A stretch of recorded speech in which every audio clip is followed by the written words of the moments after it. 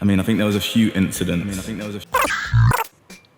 That can give you kind of a brief understanding. So, at 6, I was molested by my mum's friend who was at the house a lot. So my mum was an alcoholic. And then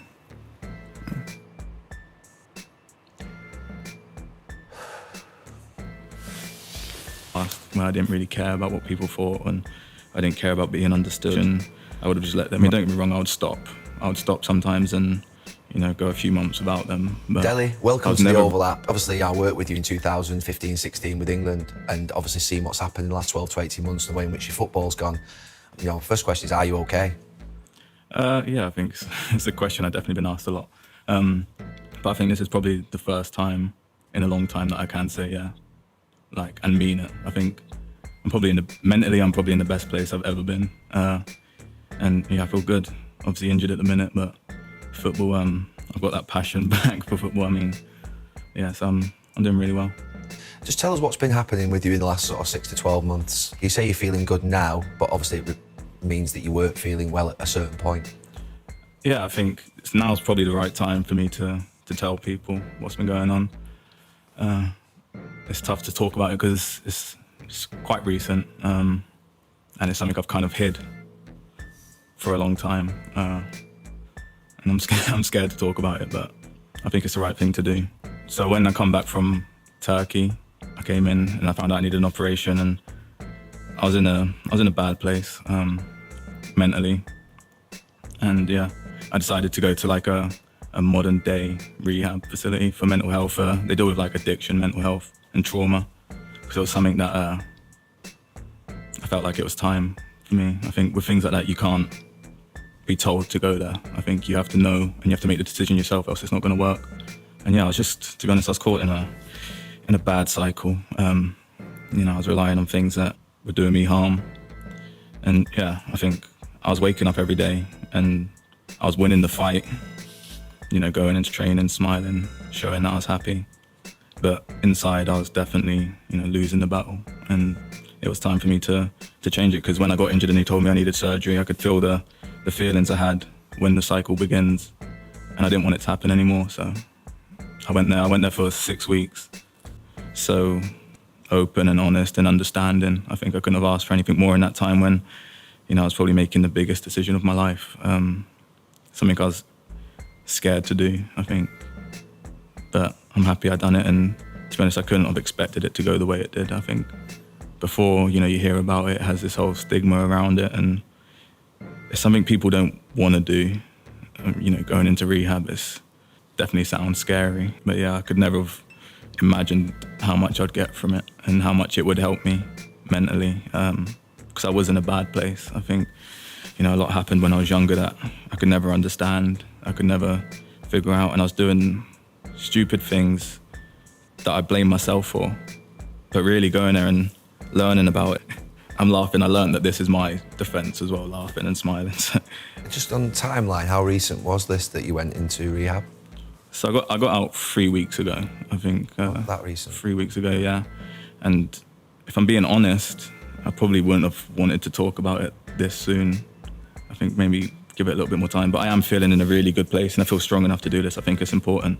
Maybe could have done with a little bit more time in terms of when I was talking about it. But unfortunately, the way the world is now, you know, the tabloids, they found out, and they was calling my team a lot, and they were telling, you know, that they knew where I was and stuff. And the decision that I maybe made in the past, where I didn't really care about what people thought and I didn't care about being understood, I would have just let them write what they wanted to write and, you know, put their own story on, which they do a lot of the time. But it's not the reality. And also, you know, I want to help other people to know that they're not alone in the feelings they've got, and that you can talk to people. It doesn't make you weak to get help, to be vulnerable. There's a lot of strength in that. So to come out and to share my story, I'm happy to do it.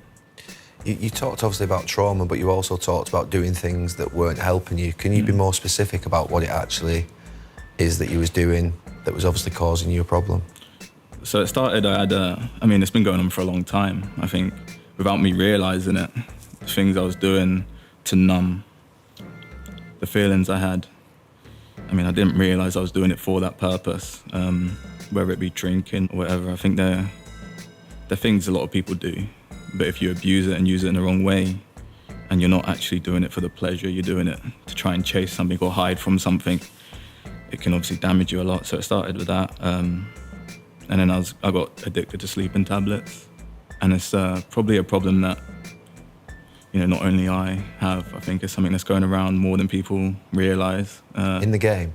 In football, yeah. I think it's, you know, something that maybe, hopefully, me coming out and speaking about it can help people. Because don't get me wrong, they work. I think, you know, with our schedule, you have a game, you have to be up early in the morning to train, you got all the adrenaline and stuff. So sometimes, you know, to take a sleeping tablet to sleep and be ready for the next day is fine. But when your dopamine system and you're as broken as I am, it can obviously have the reverse effect, because it does work for the problems you want to deal with, and that is the problem. It works until it doesn't. So yeah, I definitely abused them too much, but I was never dealing with the root of the problem, which was when I was growing up, the traumas I had, the feelings I was holding on to, and I tried to deal with it all by myself. I didn't want to tell anyone. I mean, there was a number of times my adopted family, my brother, you know, it makes me sad. They would take me to rooms, cry, and ask me to just speak to them, tell them what I'm thinking, how I'm feeling, and I just couldn't do it because I wanted to deal with it by myself. I didn't feel like opening up to anyone, and I had a lot of people try to help me because they could see it in me. I wasn't who I was. I lost myself for a few years, and, you know, I was just turning everyone away, not accepting any help from anyone. I mean, when I have the family that saved my life crying and asking me to tell them what's wrong, and I just didn't want to do it. I didn't. Were they aware that you were on the sleeping pills? So I think they'd heard a few times about them, but I would swear on everything that I'd never taken them, or that I weren't taking them, which is a part of the problem. You know, I didn't want help. I'd tell myself I wasn't an addict, I wasn't addicted to them, but I definitely was. I realised that going away and talking about it and understanding it more, yeah, I did need help, and it got to the time where I couldn't do it by myself anymore. And I think that's the thing people need to understand, that it is okay. I mean, we're definitely stronger as humans. We're stronger together. We don't have to deal with everything alone. I mean, the stuff you do deal with by yourself, but if it's having a negative impact on you and you feel like, okay, it's time, you can't do it by yourself anymore, it doesn't make you weak. On the sleeping pills, I mean, obviously when I was a player, sleeping pills are not unusual in football. You know, you'd be offered one night before a game, always, because obviously a player might not sleep because of just, you know, the build-up and the adrenaline, and also sometimes after a game. When you say it's more widespread in the game, are you talking about players taking them every night? Are you talking about players potentially multiple tablets at once? Are you talking about more than one tablet? What levels were you at with them?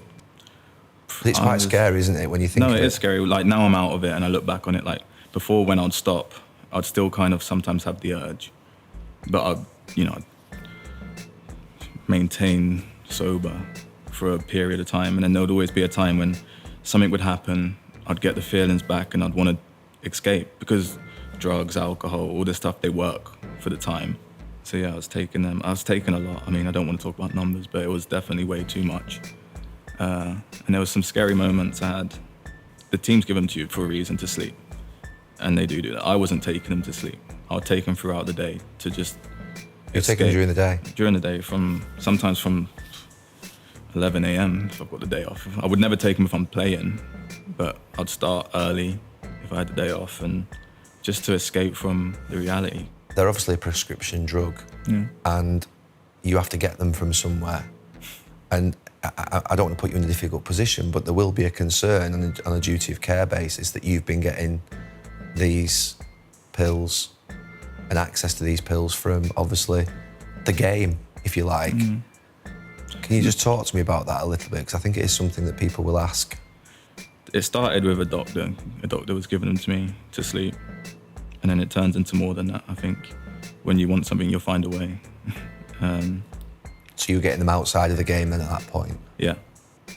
But you were at the start getting them in the game? Yeah. In acceptable quantities, would you say? Or at the start, yeah. Yeah. For sure. Like, it was one to sleep. That was what it was. Yeah. And And for most people, that's fine. You can handle that. That's all you need. But for me, it was fixing something else that I didn't know I could fix. And you hold on to that. People think football's, don't get me wrong, I love football. It's saved my life. I owe everything to football. But it's not just as easy as everyone thinks it is. It's not this high life. Like you have money, you can do a lot of things that you wouldn't be able to do without it. But mentally, I don't think people will ever understand until you're in it, what it can do to you. Rejection, just being told you're not good enough, fighting every day. Even something like losing a game, it can affect you mentally. And you have to be ready, you have to be smiling the next day. And when you're not, it's a problem, so. Dele Alli's story has been one big story of the day, and it has caused a lot of people pain, and many have been seen on social media shedding tears. But ladies and gentlemen, Elijah Updates, we are praying and hoping that this story touches people and it changes people's mindsets and people's thinking. And there are people out there that cannot really come out and speak up, and Dele Alli has come up and cleared for everyone that could not speak. Ladies and gentlemen, Elijah Updates, kindly subscribe, hit that notification button so that you always get notified every time we make a post. And Dele Alli, we pray that he finds he gets out of the trauma he has been in, and we pray that he gets fine and gets back to his feet.